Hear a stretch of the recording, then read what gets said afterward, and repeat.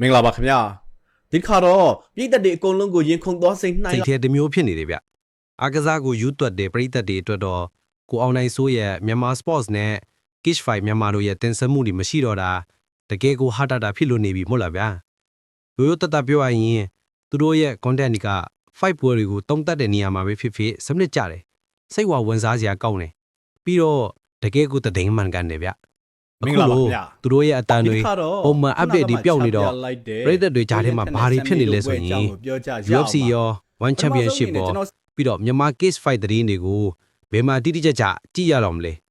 အရင်ကလို့ကိုဖုံးတို့လိုရင်းရင်းနီးနီးအချက်လက်ပြပြဆုံဆုံဘသူကပြန်ပြောပြပေးသွားတော့မလဲတခုခုဆိုကိုအောင်နိုင်စိုးရဲ့ပွဲကြိုသုံးသက်ချက်ကိုစောင်းဖတ်နေရလာမျိုးကအခုတော့အမတ်တရအထီကူမိဗျာ Sports Community ကြီးပြင်းရှာကောင်းလာပြီဆိုတဲ့ခင်ဗျားတို့ရဲ့ခံစားချက်ကိုကိုဖြိုလုံးဝနားလဲပါတယ်ကျွန်တော်တို့လူအားကစားကိုဝါသနာပါသူတွေအတွက်သတင်းမှန်ကိုအားပါတဲ့ခံစားနားထောင်ခွင့်ဆိုတာ